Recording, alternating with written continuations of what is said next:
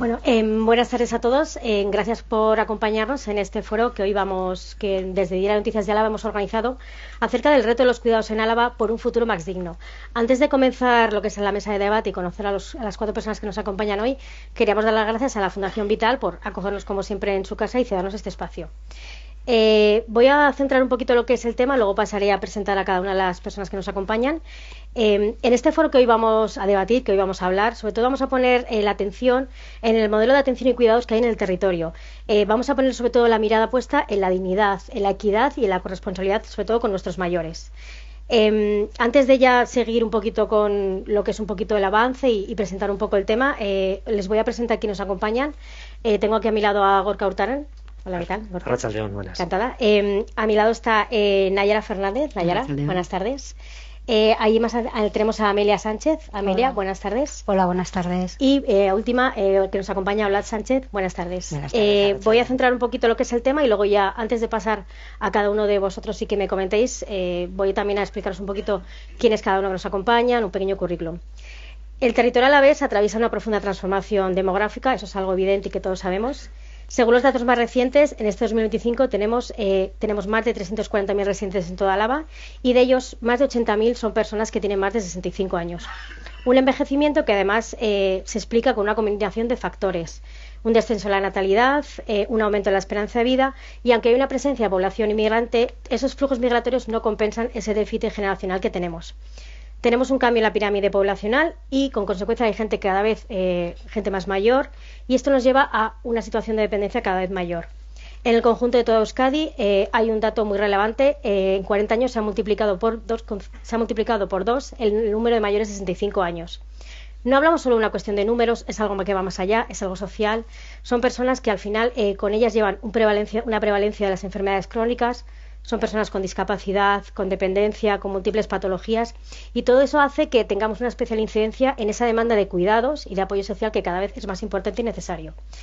Por todo ello, Diario de Noticias se ha planteado el reto de acercar un poco más a esta realidad, conocer cómo nos encontramos, sobre todo ver qué retos tenemos en el futuro y ver sobre todo esos cuidados y ese acompañamiento que tenemos con estas personas mayores. De ahí surge este foro, esta cita que le hemos titulado Cuidados en Álava mirando al futuro.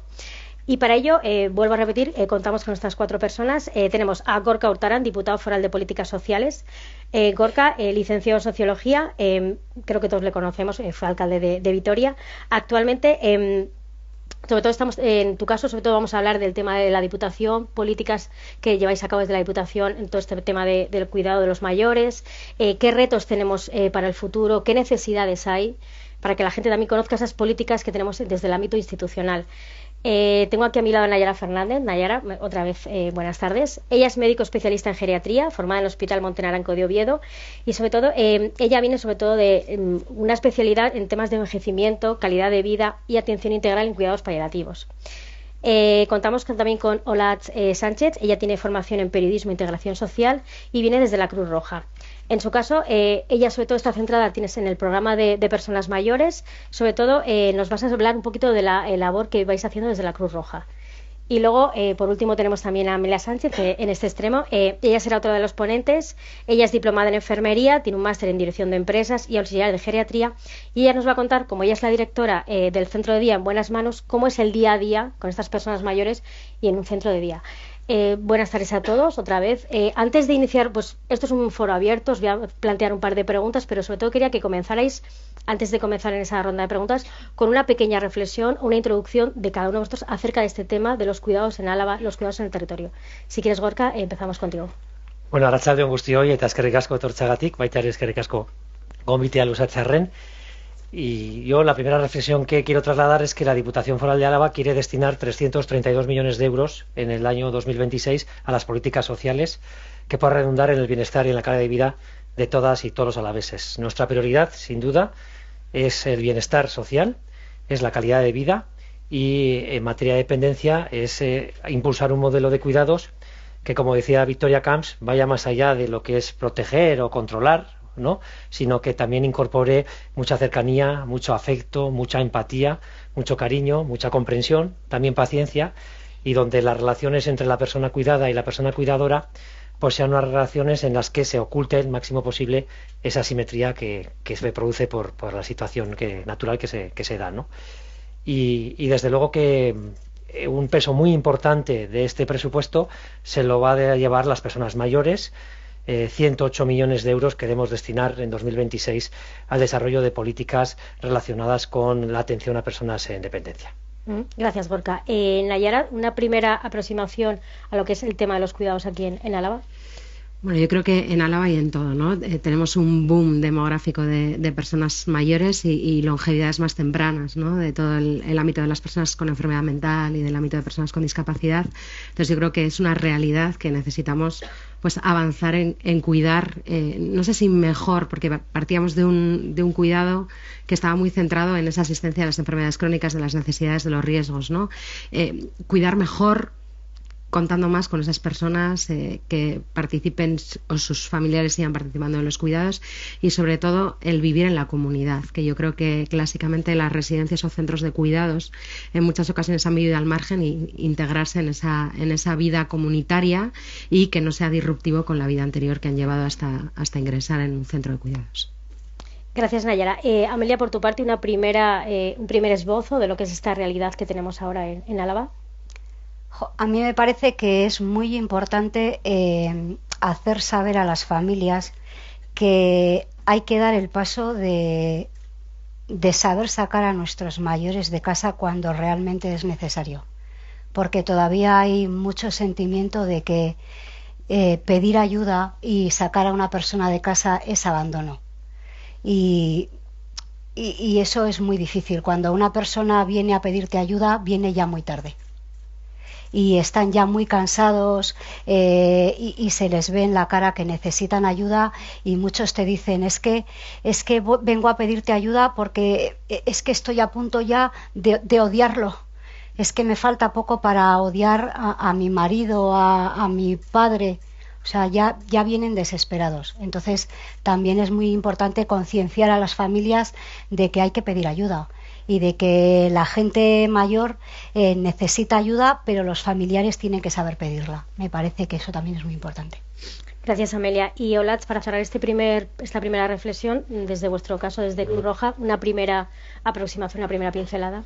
Bueno, pues desde Cruz Roja yo creo que tal vez lo que más de lo que más podemos presumir o tal, y lo que entendemos que funciona es que hay que intentar dar respuestas inmediatas a las situaciones que se dan, ¿no? Hay muchas veces que no detectamos esa fragilidad hasta que no llega la dependencia, y por ello es muy importante que sigamos manteniendo diferentes acciones como es el voluntariado, las intervenciones, las coordinaciones con los diferentes agentes implicados, y que podamos ir seamos los ojos, ¿no?, de la institución. Y por un lado también me gustaría que cuando hablamos de cuidados o de personas dependientes entendamos que alrededor de ellas hay un ecosistema que es muy importante que se tenga en cuenta, ¿no? Y el derecho a ser cuidado no solo es para las personas que tienen que recibir esos cuidados, sino para la comunidad, para el entorno, para las familias y para las personas que cuidan profesional y familiarmente. Gracias, Olatz. Pasamos ya a las preguntas. Un poquito, como os he comentado antes, os voy a hacer un par de preguntas para ir encaminando, pero es una mesa, una mesa de debate abierta. Podéis hablar en el momento que queráis.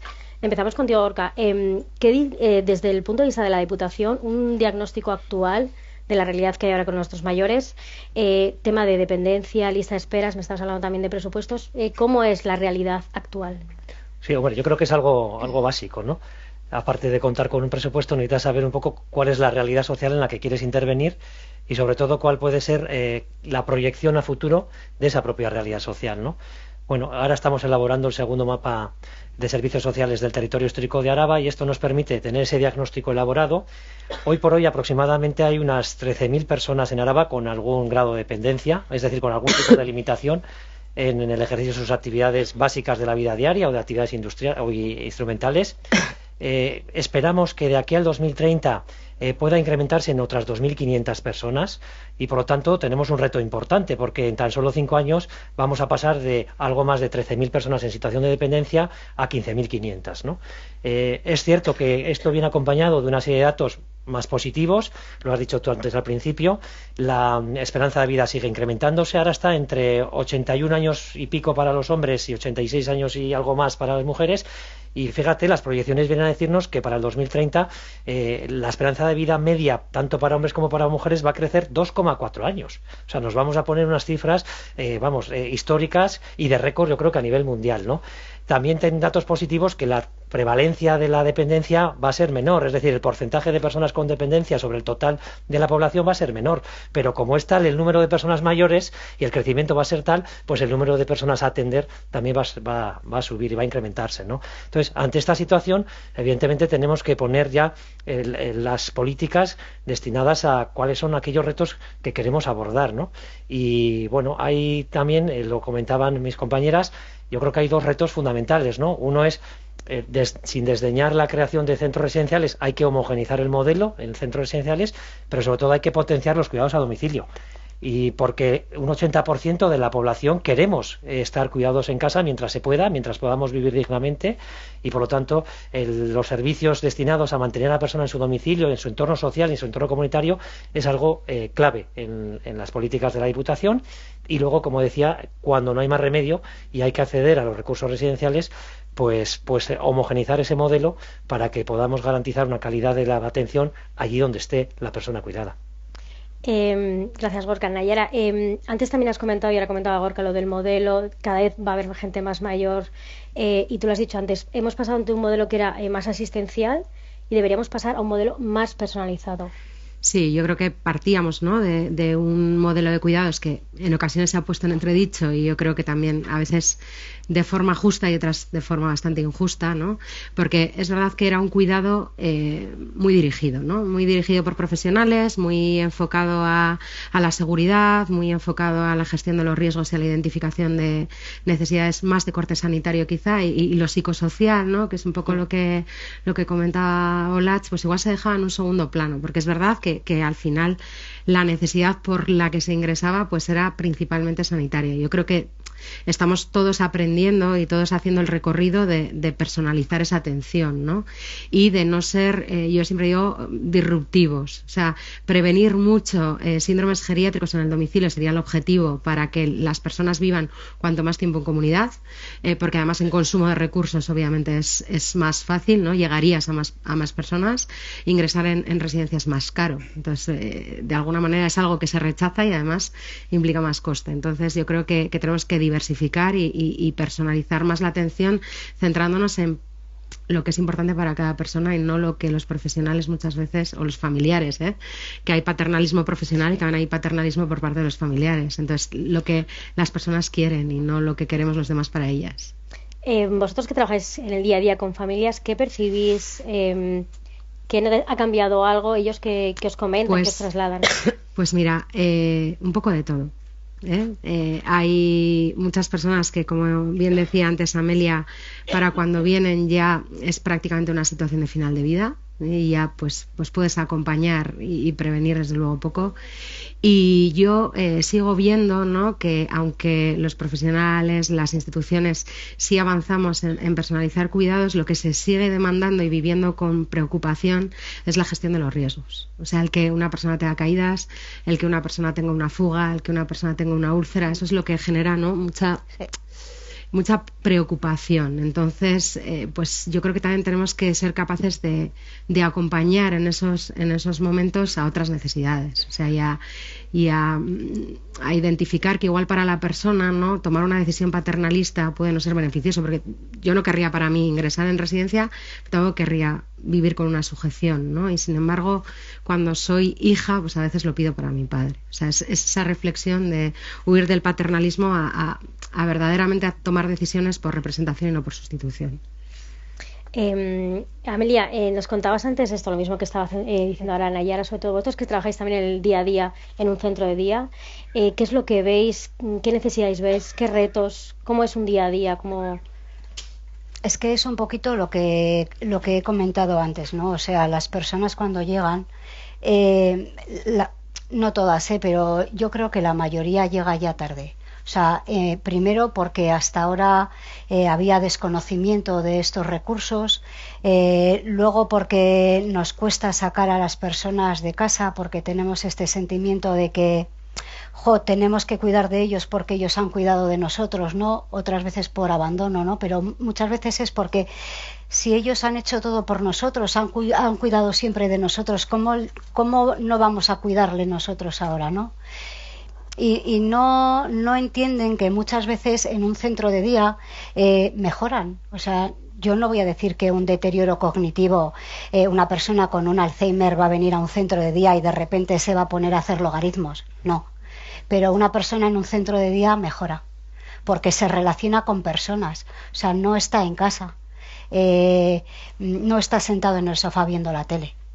O sea, está con otras personas, está activo, está haciendo actividades y mejora. Es que nos lo dicen, es que cuando las personas llevan 2 o 3 días en el centro de día, ya las mismas familias nos dicen que están mejorando.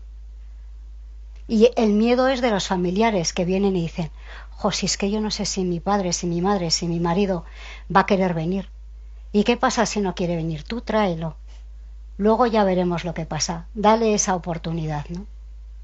Amelia, vosotros que lleváis, en tu caso que llevas muchos años trabajando con familias, con personas mayores, sobre todo también, y me comentabas antes, después de la pandemia, todo el tema del deterioro cognitivo, ¿eso cómo lo vivisteis? ¿Cómo lo habéis vivido?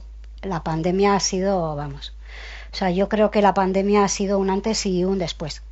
Primero para ellos, porque el confinamiento para ellos es que el deterioro, si estaba en un grado 1, para ellos ha sido un grado 4. O sea, aparte de las muertes y todo lo que ha habido, o sea, nosotros hemos tenido personas que por cerrar el centro de día han tenido ya que ir a residencia, porque ya no se podía más. Eso ha sido el confinamiento. O sea, los deterioros han avanzado terriblemente. Y claro, se ha necesitado mucho más recurso social. Después de la pandemia, o sea, se ha incrementado el recurso social en un 100%, las ayudas. No sé si han ido al mismo ritmo la necesidad que las ayudas que se han podido conceder, yo creo que no, pero bueno, el hecho es que en la pandemia esto ha sido un desbarajuste, un atraso. Ha sido terrible. Gorka, un poco al hilo de lo que me está comentando, por ejemplo, pues Amelia, en el día a día, vosotros, por ejemplo, en tu caso como diputado, cada vez cuando habláis con esta gente que trabaja en el día a día, ¿qué os trasladan? ¿Qué preocupaciones tienen? Porque ellos al final están con ellos cada día y ven más de cerca, a pie de calle, esa realidad. Bueno, sí, de hecho tenemos mucha relación, ¿no? Porque estamos trabajando ya desde hace varios años, incluso desde la pasada legislatura, en un modelo de atención centrado en las relaciones, en las que tenemos muy presentes el triángulo de agentes que intervienen en los cuidados, ¿no? Por un lado están las personas usuarias, las personas cuidadas, las personas atendidas, ¿no? Por otro lado están las personas que dispensan esos cuidados, los profesionales, y por otro lado están las familias, los familiares, ¿no? Entonces nos parece muy importante que tengamos en cuenta las relaciones que se pueden generar en ese triángulo entre unos y otros, ¿no? Y que esas relaciones son unas relaciones sinceras, son unas relaciones honestas, sean unas relaciones en las que los unos se conocen a los otros, saben cuáles son sus inquietudes, sabes cuáles son sus deseos, sabes cuáles son sus preferencias, ¿no? Entonces, bueno, pues ahora estamos trabajando no solo en la Diputación, sino también en algunas otras entidades colaboradoras, estamos impulsando este modelo y nos parece clave, ¿no? Porque es muy importante escuchar a las personas usuarias cuando se les puede escuchar, porque hay veces que el deterioro cognitivo es tal que ya no pueden participar en esa definición de las relaciones entre unos y otros, pero sí a las familias y sí también a las y los profesionales, ¿no? Y bueno, a mí siempre me queda un poquito pues esa cosa que nos pasa a todo el equipo, ¿no? Que por muchos recursos que tengamos no llegamos a todo. Y eso pues sí que genera cierta frustración que probablemente no solo la tengamos nosotros, sino también tendrán los propios equipos profesionales, ¿no? Las personas que están dispensando esos cuidados, ¿no? Porque, bueno, las demandas de cuidados van creciendo exponencialmente. Yo creo que vamos a tener una tendencia al alza continua hasta el año aproximadamente 2050. A partir del 2050 pues vamos a ir desapareciendo las generaciones del baby boom y entonces pues será el punto de inflexión, empezaremos otra vez a caer y ya el fenómeno del envejecimiento pues se irá perdiendo peso, ¿no? Hasta que llegará un momento, no sé en qué año, pues que ya evidentemente este fenómeno pues esté mucho más dimensionado y sea más fácil de gestionar. Pero hasta entonces pues tenemos que fijarnos en dos cuestiones me parecen muy importantes, ¿no? En ofrecer un aspecto más cuantitativo, los recursos necesarios, las plazas necesarias, los servicios necesarios, y por otra parte tener esa parte cualitativa del cuidado, de que cuidamos escuchando también a los cuidadores, escuchando a las y los profesionales y escuchando a las familias, ¿no? Y ese modelo de gobernanza colaborativa también lo queremos impulsar. Olatz, según lo que acaba de decir Gorka, de ese aspecto más cualitativo de calidad, y tú alguna vez sí que has comentado lo de el derecho de ser cuidado, pero no de cualquier manera, con unas garantías, de una dignidad, ¿cómo es esa reflexión que nos trasladas en ese sentido? De ese derecho a ser cuidado como se debe. Bueno, yo creo que sí que ha habido un cambio dentro de las personas que estamos en primera línea, ¿no? Que es integrar en nosotras el modelo de atención centrada en las personas. Ahora ya viene el modelo Isaera, ¿no? Centrado en las relaciones, y ambos dos, si los juntas, bueno, pues realmente pueden dar resultados muy positivos, no tanto como, o sea, por supuesto, de cara a la atención que se da a las personas usuarias de un servicio, sino de cara a las relaciones que tenemos entre los equipos y con nuestros superiores, ¿no? y con la administración incluso. En ese sentido, creo que lo más importante siempre es cuando acudimos a un domicilio. Antes también ha recogido, ¿no? que casi hablas tú y propones tú y valoras tú y propones un itinerario. Bueno, pues creo que eso ya va cambiando, ¿no? Y son las propias personas sujetos activos de su intervención. Y además también generar ese espacio de atención no solo para la persona, sino intentar aglutinar en esa misma entrevista, ¿no? En ese mismo primer encuentro, a todo su ecosistema y darles el mismo lugar a la profesional, a la familiar, a la persona, ¿no? Y creo que eso ya marca un punto de partida muy positivo, y la relación entre el profesional y la persona usuaria que está recibiendo el servicio se consolida desde una naturalidad o desde una relación muy orgánica y se va construyendo, ¿no? Antes casi se preparaban los PAEs, bueno, en cada lugar de una manera, los planes de intervención, ¿no? Para las personas, y ahora, sin embargo, pues es algo que va mutando, está muy vivo y bueno, pues es de alguna manera propiciar la escucha activa, y por supuesto siempre la persona tiene que elegir qué quiere, qué no quiere, y respetar eso, por mucho que tú pienses que sería mejor una cosa u otra, ¿no? Y luego siempre creo que la clave es conocer muy bien los recursos. Tenemos muchos, Gasteiz es un territorio, bueno, Álava es un territorio, pero bueno, sobre todo la ciudad de Gasteiz, yo soy de Bilbao y envidio mucho lo que hay aquí, ¿no? Y es importante que las personas que trabajamos conozcamos toda esa red. Tenemos un tejido asociativo, tenemos un montón de servicios, las carteras de la Diputación, del Ayuntamiento, tenemos muchos servicios, lo que pasa que a veces se desconoce, los desconocemos nosotras y nosotros, y las propias personas usuarias también. Entonces, bueno, pues damos calidad ofreciendo y conociendo todo lo que tenemos. A veces no hay que hacer más, sino conocer y nutrirnos de todo eso. Nayara, estás un poquito al hilo y un poco de acuerdo con lo que dice Olatz, de que hay tantos recursos, incluso aunque haya X, que la gente, cuando vais a hablar esa escucha activa, cuando vais con esa familia, no saben por dónde empezar, no saben qué hacer, no saben qué es lo mejor para ellos o para sus familiares. Sí, yo creo que eso está claro, ¿no? Los profesionales tenemos que acompañar decisiones, o sea, no tenemos que dirigirlas, nos tenemos que acompañar. Entonces, acompañar desde la perspectiva de la opción 1 y su alternativa, ¿no? Y conocer los mapas comunitarios y conocer sobre todo el ecosistema de cuidados de la persona. Es decir, no vas a prescribir o a asesorar o acompañar los mismos servicios según la necesidad y según qué soporte tenga, según, pues bueno, si tiene capacidad o no de llegar a una asociación que igual le viene muy bien, pero no puede llegar por un impedimento funcional, ¿no? O necesita un soporte de un voluntariado, un acompañamiento, o no quiere salir de casa y tiene una depresión, necesitas contactar con su centro de salud, con su médico de atención primaria. O sea, yo creo que el reto de los cuidados, además de avanzar en hacerlos mejores, ¿no? Es construirlos muy juntos. O sea, todo ese mapa comunitario de recursos ya no solo tienen que ponerse en conocimiento de las familias y de los usuarios, sino nosotros entre profesionales, ¿no?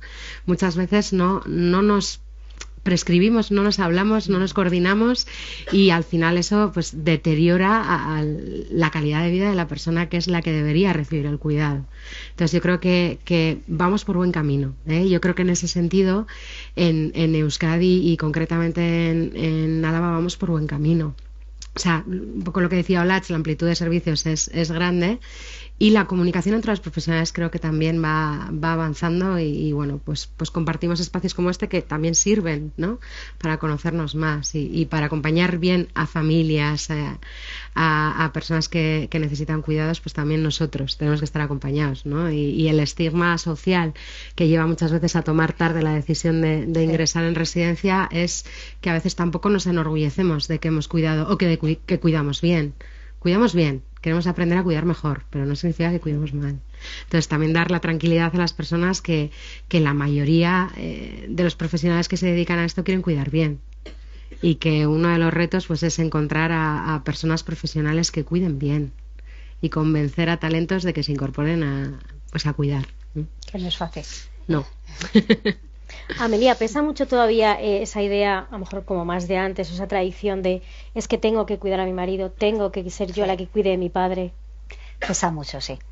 Y una de nuestra tarea es esa, es concienciarles, animarles, informarles, apoyar a la familia, instruirlas en todos los recursos que hay, dónde pueden ir, porque muchas veces hay gente que viene al centro de día y el centro de día no es lo idóneo para ella.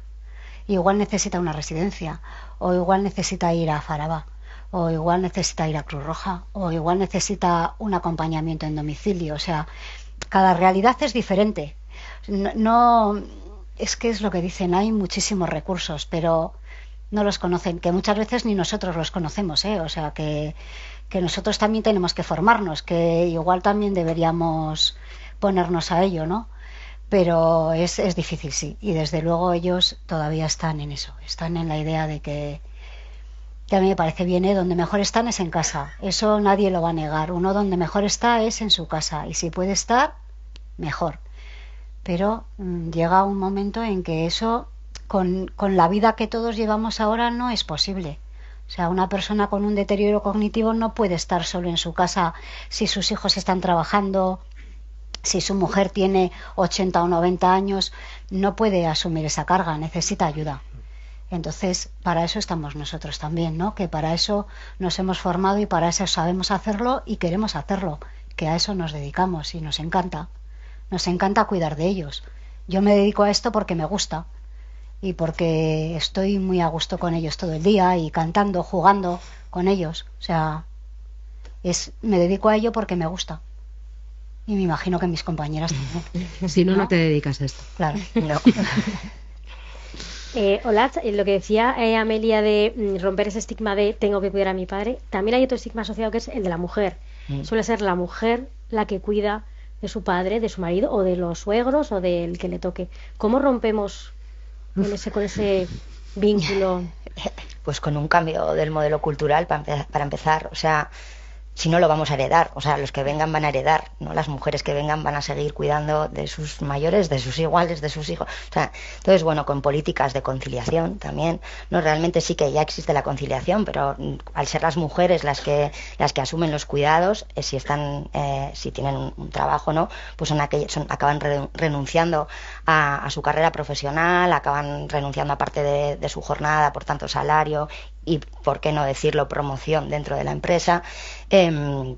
Y bueno, pues es algo que impacta. Luego también muchas veces está el tema cultural, ¿no? Que nosotras muchas veces hemos detectado una sobrecarga, pero sin embargo no está reconocida dentro de no, si yo estoy súper bien, si yo es que estoy haciendo lo que tengo que hacer. Y estas situaciones generan al final un aislamiento de estas personas, una pérdida total de su red, de su vida, ¿no? De su propia identidad. Y encima en procesos largos de cuidado, bueno, pues acaban con un aislamiento social y con un agotamiento físico, emocional, y luego viene el duelo, ¿no? Porque van a otro recurso o porque la persona fallece. Y entonces es difícil, sobre todo cuando hablamos de mujeres ya, de cónyuges, ¿no? Mayores, es muy complejo, es muy complejo. Es muy importante.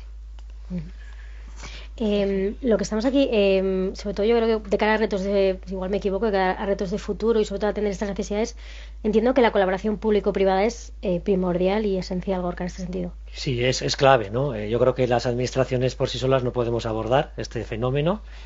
Creo que, y hoy aprovecho también para agradecer a Nayara, a Amelia y a Blatz el trabajo que hacen en sus diferentes entidades o empresas, porque estáis también trabajando y colaborando con las administraciones en promocionar el bienestar social en las y los alaveses.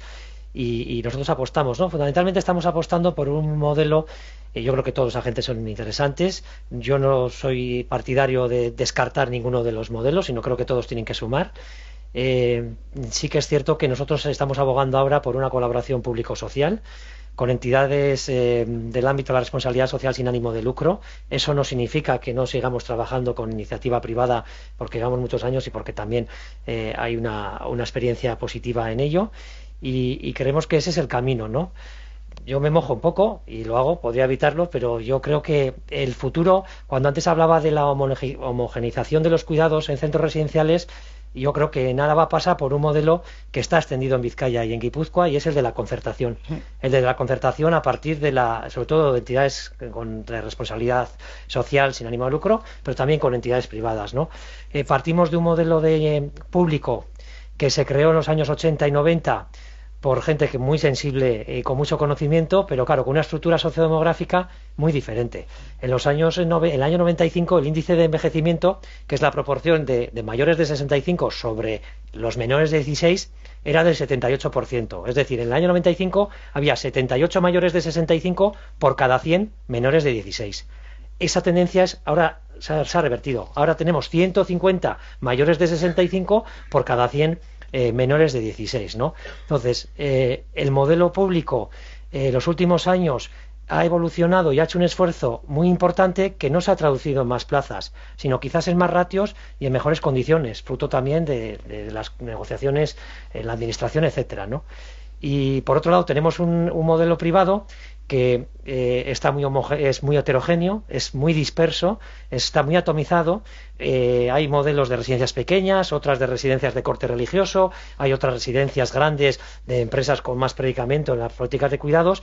No son comparables las unas con otras, pero también vemos que especialmente en un tipo determinado pues hay una mayor conflictividad o hay una situación de cierta insatisfacción y cierta inquietud, ¿no? Y creo que tampoco ese es el modelo. Entonces, si queremos abordar una demanda que va creciendo de forma exponencial en los próximos años, que va a seguir creciendo de forma importante en los próximos años, y tenemos que garantizar plazas para hacer accesible el sistema de cuidados, pues yo creo que la solución pasa por la concertación, y por una concertación en la que la administración regule las condiciones laborales, regule los ratios, regule también los precios públicos a pagar, porque esto es muy importante, pero que permita extender una oferta que con el modelo público no podríamos ser capaces de extender, y con el modelo privado actualmente, siendo que hay muy diferente y no se puede generalizar, tampoco es el adecuado. Entonces, para mí, la colaboración, especialmente público-social,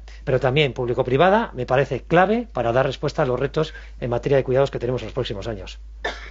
Nayara, sobre la colaboración público-privada, creo que también en tu caso también añadirías una colaboración y una integración también de la familia, de los profesionales e incluso de las personas usuarias. Sí, al final construimos, ¿no?, muchas veces ideas o cuidados o políticas un poco a diferente ritmo de lo que demanda la sociedad, ¿no? Y yo, por ejemplo, con el modelo de atención centrado en las relaciones y la incorporación de las familias, pues incorporar a las familias para nosotros es un deseo, pero muchas veces vemos que o por niveles altos de sobrecarga o por desconfianza, cuesta que se acerquen y que participen en los cuidados, ¿no? Y esto es un reto que creo que bueno, pues las primeras piedras están puestas, pero necesitamos colaborar todos para que esto siga dándose así.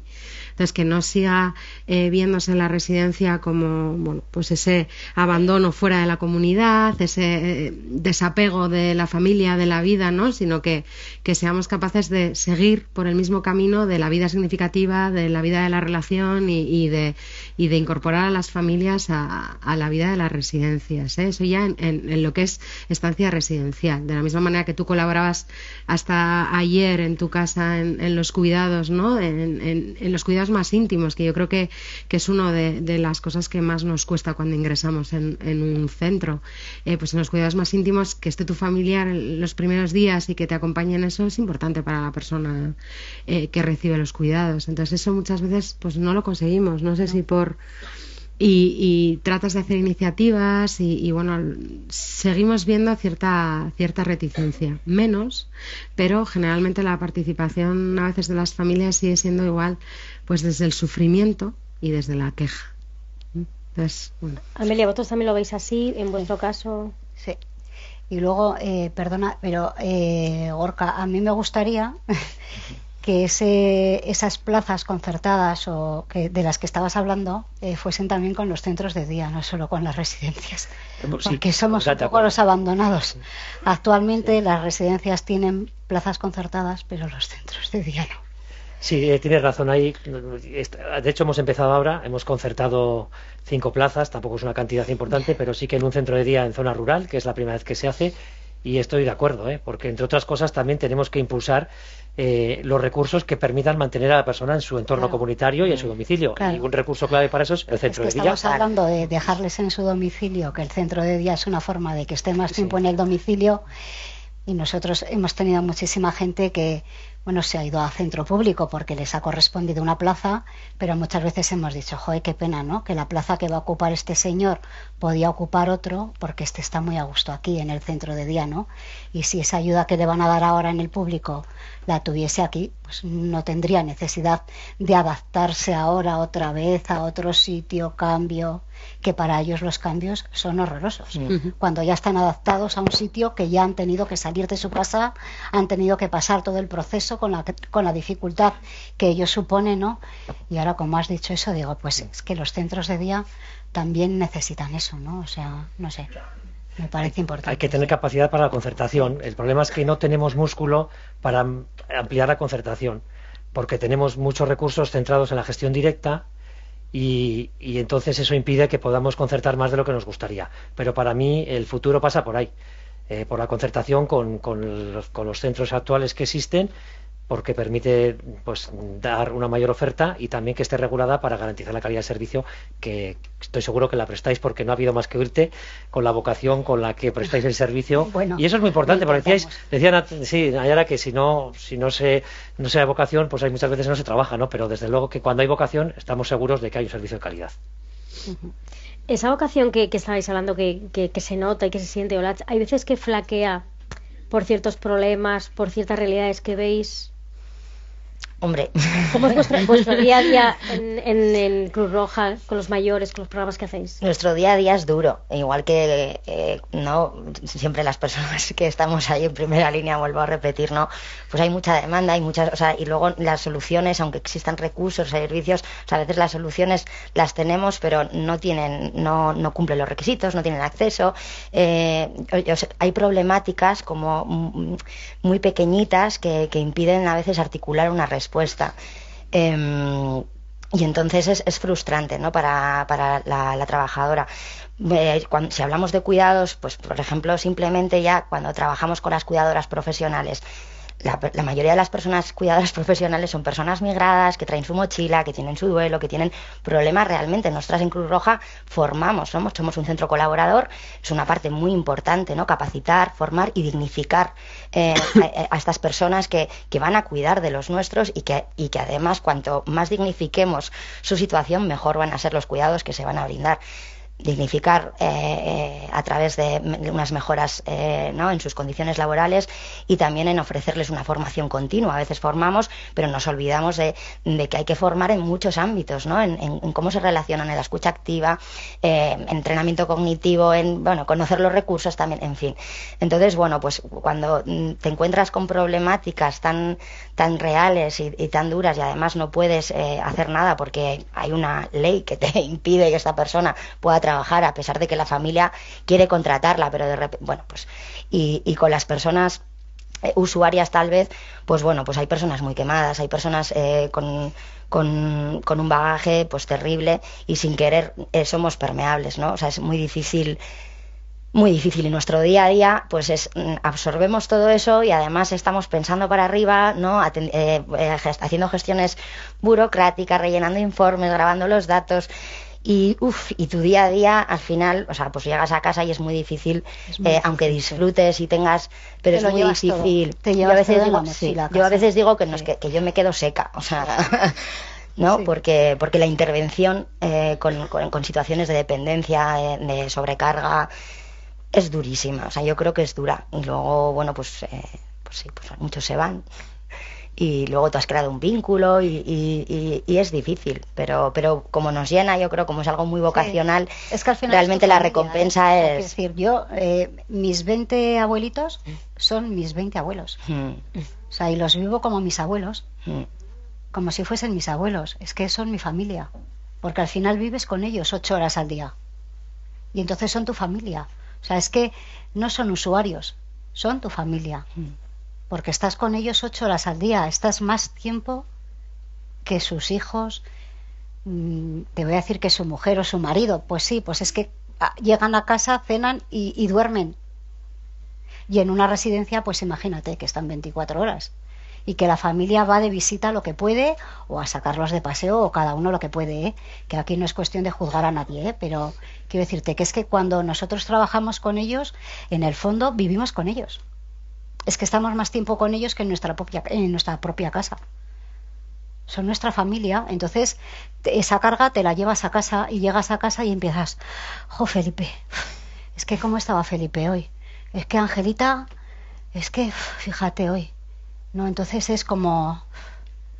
Y nosotros también necesitamos ayuda, que ese es otro tema.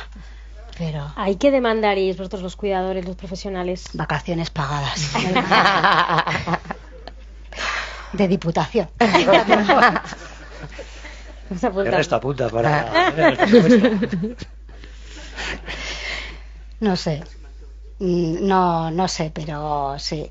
Al final te lo llevas a casa. Yo creo que sí. No siempre, pero al final lo sufres con ellos. O sea, lo que ellos sufren te lo llevas tú, te lo haces tuyo. Pero también te llevas cosas buenas. Sí, estupendo, ¿eh? Yo salgo todos los días súper contenta y me lo paso muy bien con ellos, pero es vocacional, es una vocación. Sí, porque también genera frustraciones, ¿no? Cuando las cosas van bien, pues te genera muchas alegrías, pero cuando tú quieres cuidar bien, ¿no? Y muchas veces, pues porque un profesional no tiene la cualificación adecuada, porque el profesional no tiene el talento, porque el profesional no tiene el compromiso y el cuidado como tú lo defiendes y como tú lo crees falla, pues es un dolor, ¿no? Es un duelo también y a veces pues las familias a la hora de la queja, ¿no? te hacen daño. O sea, yo gestiono en los equipos y así muchos dolores. Dolores familiares, dolores profesionales. Las personas que llevan la responsabilidad de un centro, ¿no? Las direcciones de los centros, que es una función terriblemente difícil, es gestionar casi pues la emoción de querer cuidar bien, ¿no? Y tener a veces pues muchos problemas para poder hacerlo como crees que debes hacerlo. Y luego es que hoy en día, no sé si por suerte o por desgracia, este es un trabajo en el que hay mucha demanda. Entonces, intenta trabajar de esto mucha gente. Y no toda la gente sirve para trabajar de esto. Pero como hay mucha demanda, muchas veces cualquiera trabaja en esto. Y entonces se ven muchísimas cosas. O sea, gente por la calle con los cascos puestos, empujando una silla. O sea, perdona, que llevas a una persona. O sea, que no estás paseando un perrito. Que estás con una persona, que a ti te han contratado para que le hables, para que estés con él. O sea, vienen con los pantalones puestos del revés, no, es que no me ha dejado darle las vueltas a los pantalones. Perdona, te habrán enseñado cómo manejar la situación para que le puedas vestir bien, porque te puede pasar un día que se revuelva y bueno, oye, mira, que va mal vestido porque hoy se ha levantado y mira, pues yo qué sé, pues intenta ponerlo tú bien, pero todos los días, no sé, es que esto es un poco caos en esas. Claro, la oferta y la demanda del empleo, ¿no? O sea. Estamos, lo que me estáis comentando aquí, estamos comentando y está conociendo la gente, vamos avanzando, vamos cambiando el modelo, no tiene nada que ver con hace años, pero aún así, ¿qué cosas todavía, y quiero que cada uno me digáis, qué cosas todavía nos quedan un poquito por alcanzar? ¿Qué retos todavía tenemos ahí un poquito en el aire? Bueno, yo, respecto a lo que pensamos en Diputación, bueno, lo que hablaba de la homogenización del modelo de cuidados en centros residenciales, y luego yo destacaría dos, ¿no? Uno es que tenemos que potenciar, poner más énfasis en los programas y servicios a domicilio. Hay elementos y programas que son clave. El servicio a domicilio, un servicio histórico, todo el mundo conocido. Ese, bueno, va a requerir de muchas más horas de atención porque va a tener muchos más usuarios. De hecho, ya las proyecciones para el 2030 apuntan a un incremento importante de las horas de atención en ayuda a domicilio. Y esto requiere, lo decía antes Olatz, de personas profesionales con la formación necesaria. También lo apuntaba ahora Amelia, ¿no? Junto con la ayuda a domicilio está el asistente, bueno, la prestación económica por asistente personal, la APA. De aquí al año 2030 se estiman que vamos a necesitar en Araba unas 1000 personas asistentes personales, 1000 más.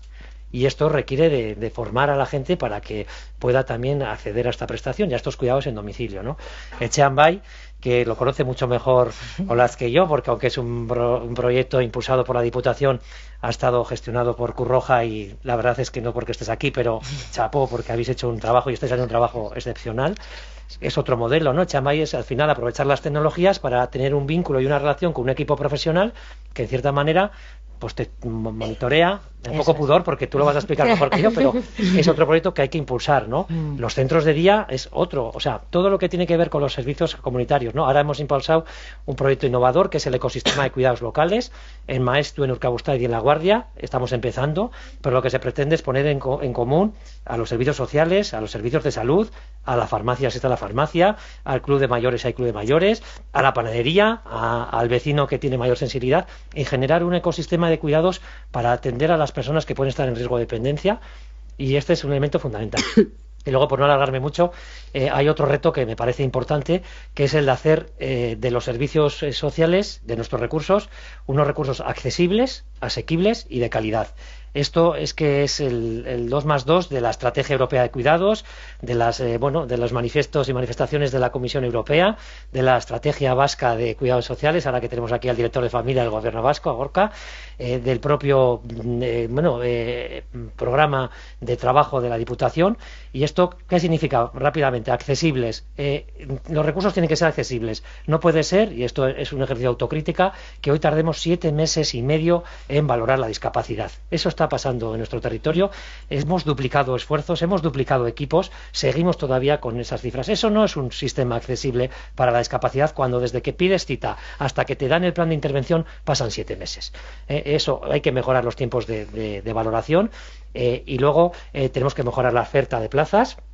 La OMS establecía que por lo menos tiene que haber 5 plazas por cada 100 mayores de 65. Bueno, en eso, con las 2 nuevas aperturas de residencias que va a haber en Sabalgana y en el UA, vamos a llegar a ese 5%, pero esas plazas, ¿no? Que sea accesible el sistema, que la gente acceda de forma rápida y que tenga una plaza, que no se quede en lista de espera, como hay hoy también personas en lista de espera en muchos centros residenciales en Álava, ¿no? Y la asequibilidad es clara, es que puedas acceder al sistema y que eso tengas la capacidad económica que tengas, puedas acceder. Hoy hay una diferencia importante entre los precios que se pagan en las residencias públicas o en las residencias concertadas de lo que se paga en las residencias privadas, no porque las residencias privadas se quieran lucrar, sino porque las residencias públicas y las concertadas están muy subvencionadas por la administración. Entonces, bueno, pues ese precio oscila. Hay una diferencia entre 700 y 1.100 euros si estás en una plaza de responsabilidad pública, es decir, de gestión directa o concertada, de si estás en una residencia privada, ¿no? Tiene que ser asequible el sistema, y para eso pasa por potenciar la concertación, que permite la responsabilidad pública y por tanto aplicar precios públicos, ¿no? Y lo último es la calidad, la accesibilidad, la asequibilidad y la calidad. Tenemos que seguir trabajando no solo en dar más plazas, sino en que prestemos mejor el servicio. Vuelvo a retomar las palabras de Victoria Camps, ¿no? De que cuidar es algo más que observar o controlar, sino es generar afecto, acompañamiento, sentimiento, empatía, cariño, paciencia, compasión, bueno, todas esas virtudes humanas. Eso tiene que estar presente en los cuidados y tiene que estar presente el modelo Guizarea de atención centrada en las relaciones, los indicadores de calidad y bueno, otros aspectos que garanticen la calidad del servicio, ¿no? Por lo tanto, homogeneizar el modelo de cuidados en los centros residenciales, en las residencias, potenciar los servicios a domicilio y generar unos recursos accesibles, asequibles y de calidad, tienen que ser retos para los próximos años en la Diputación. En el caso de Cruz Roja, Olatz, ¿estos retos compartes algunos de los Todos. ¿Te viste a sentir? Me ha dejado un poco para decir. No, por supuesto que sí. Bueno, no voy a repetir lo que ha dicho porque realmente es así. Yo creo que estamos yendo hacia ahí, pero bueno, sí que es verdad que bueno, por decir algo diferente, diría también ese cambio de modelo preventivo, no tan reactivo, sino más preventivo, precisamente porque tenemos que paliar esa parte de esas demoras, ¿no? Y esos procesos burocráticos donde una persona llega con una situación y hasta que se le reconoce tiene acceso a esos servicios. Y en ese sentido también estamos el tercer sector, ¿no? Que damos esas respuestas inmediatas a través de los programas que tenemos de acompañamiento, de voluntariado, bueno, entonces sí que lo podemos paliar así, pero en realidad lo que necesitan es una plaza en un centro, es una plaza en un centro de día o una plaza en el Chiambay. Por otro lado, pues vuelvo a recalcar para mí el tema de la dignificación y la formación de las cuidadoras profesionales.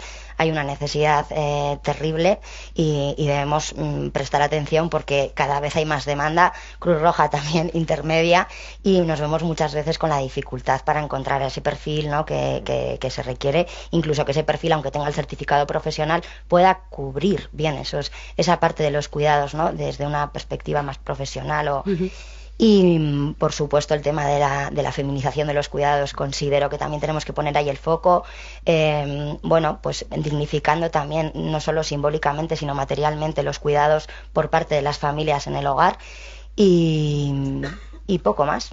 Eso sería. Nayara y Amelia, en vuestro caso. Retos están dejando, ¿no? Bueno, yo tengo uno que me parece bastante importante, que es ese reconocimiento. O sea, creo que lo que nos va a hacer que se evidencie que hace falta más formación, más capacitación, que evidencie la feminización, el trabajo poco digno, ¿no? Es el reconocimiento social de los cuidados. O sea, creo que hay un estigma todavía ¿no? profesional. Yo soy médico. O sea, a los médicos no les gusta cuidar, les gusta curar, ¿no? Entonces, ese viraje de profesionales sanitarios, de profesionales del ámbito de la psicología, de personas cuidadoras en el ámbito de los cuidados y sobre todo de los cuidados de larga duración, no sienten un reconocimiento social. Entonces, ¿cómo captas, ¿no? Personas comprometidas, personas formadas, personas que verdaderamente vayan a cambiar ese paradigma de atender mejor a las personas si no están socialmente reconocidas? O sea, económicamente también están menos reconocidas, que es algo que a veces, ¿no? La satisfacción te lo cubre, o ser capaces de adaptarnos pues también con medidas de conciliación y con otras, pero está escasamente reconocido. O sea, yo tengo para algunas personas y algunos familiares menos criterio profesional que el médico del servicio de urgencias, que es el R1 de otorrinolaringología, que el mayor que ha visto, pues lo ha visto pocas veces, ¿no? Y como enfermería igual, y como auxiliares igual. Es que en el hospital nos han dicho entonces creo que hay un escaso reconocimiento que nos deja un margen de equivocarnos muy alto, porque la comparativa es con alguien que consideran que tiene más criterio que nosotros, y eso es un dolor, ¿no? Y eso es un problema a la hora de generar pues talento, y el talento es el que cuida bien, y el talento es el que va a conseguir que el compromiso, ¿no? Las vocaciones, eso nos falta porque hay un pobrísimo o paupérrimo reconocimiento social. Amelia. No sé, yo creo que me voy a repetir un poco, pero por hacer un pequeño resumen, ¿no? A mí me parece que hay que dar mucha importancia a los cuidadores. Los cuidadores en este momento yo creo que tienen que ser los más importantes porque son los que van a cuidar de ellos. Por lo menos yo de cara al centro de día, luego claro, ya en residencias me refiero a cuidadores como familiares y profesionales. Y profesionales, sí, pero yo ahora estoy hablando de los familiares, ¿no? Porque muchas veces le damos muy poca importancia y es como que acogemos al usuario en el centro de día y no nos preocupamos de cuidar al cuidador. Y yo por lo menos me preocupa mucho de ello. Tengo mucho contacto con ellos, soy muy pesada, les hago muchas llamadas telefónicas, estoy todo el día interesándome en si ellos están bien, porque me parece que ellos son los que tienen que estar bien para luego poder cuidar de ellos. Eso me parece algo fundamental. Cuidar a los profesionales que tenemos a nuestro cargo, yo como directora del centro, me parece que los trabajadores tienen que estar súper bien cuidados. Si tú no cuidas bien de tu plantilla no trabaja bien. Tienen que estar contentos, tienen que estar cuidados. La broma de las vacaciones, pero o sea, quiero decirte, tu plantilla tiene que estar trabajando a gusto. Tú no puedes tener una persona con 40 usuarios en una residencia a pasar una noche. O sea, porque pasa algo y eso así no puede ser. O sea, la plantilla tiene que estar compuesta por un ratio adecuado. O sea, aunque el ratio sea superior al que te marque Diputación. Los trabajadores tienen que estar a gusto. Eso es otro punto que me parece muy importante. Más puntos que me parecen importantes, yo qué sé. Es que hay muchísimos. Lo que hemos dicho de las plazas concertadas, pues es que me parece súper importante que se empiecen a concertar más plazas, por lo que hemos estado comentando, que ya han dicho mis compañeros, ¿no? ¿Qué cosas más importantes? Que las trabajadoras de domicilio estén bien preparadas. Es que es un poco repetir un poquito todo. Pero es que es un tema que muchas veces nos lo tomamos todo a la ligera, pero es que son nuestros mayores, Y muchos están hipotecando lo que han ganado toda su vida para pagar sus cuidados. Sí. Y están hipotecando lo que no tienen. Y de eso no nos damos cuenta.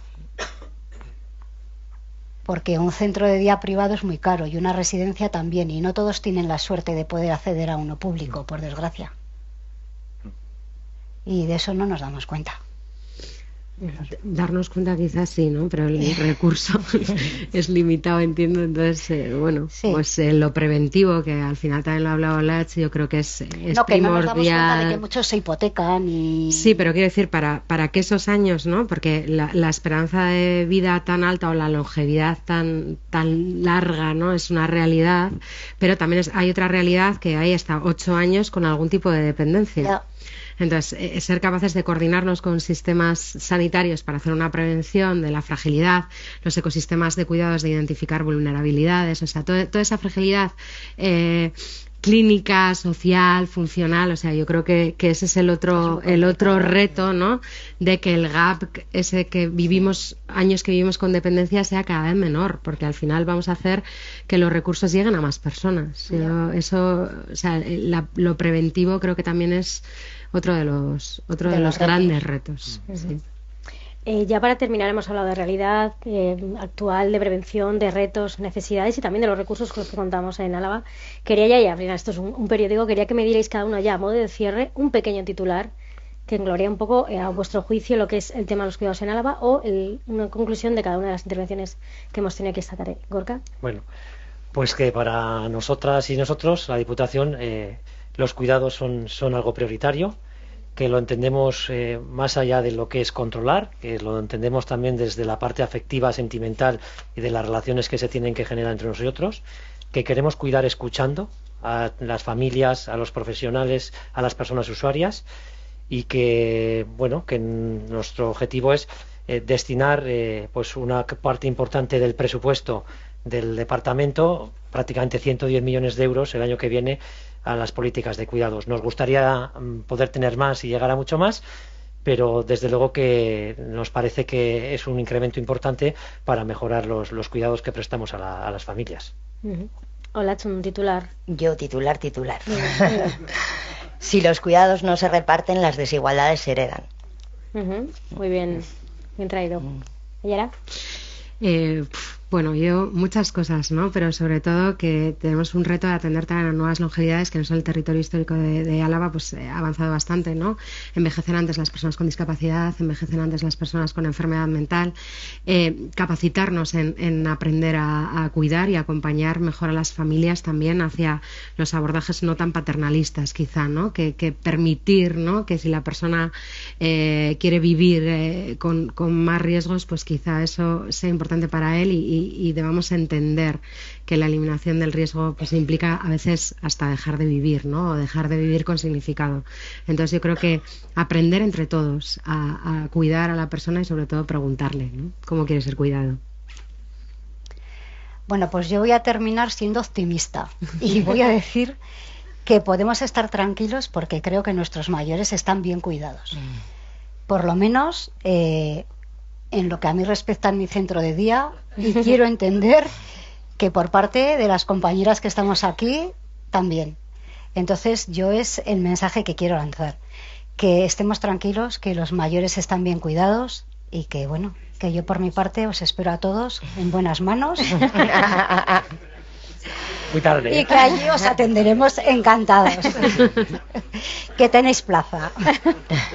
Gracias, Amelia. Bueno, pues gracias por participar en este debate, pero sobre todo gracias por estar ahí, por estar al lado de los mayores y por brindar esos cuidados cada uno en vuestra esfera. Gracias, Gorka, Olatz, Nayara y Amelia. Gracias a todos por asistir y ahora os recuerdo que ahora tenemos un pequeño aperitivo para seguir hablando un poquito, porque esto todavía hay para hablar y para debatir, pero de una manera ya como más distendida y más tranquila.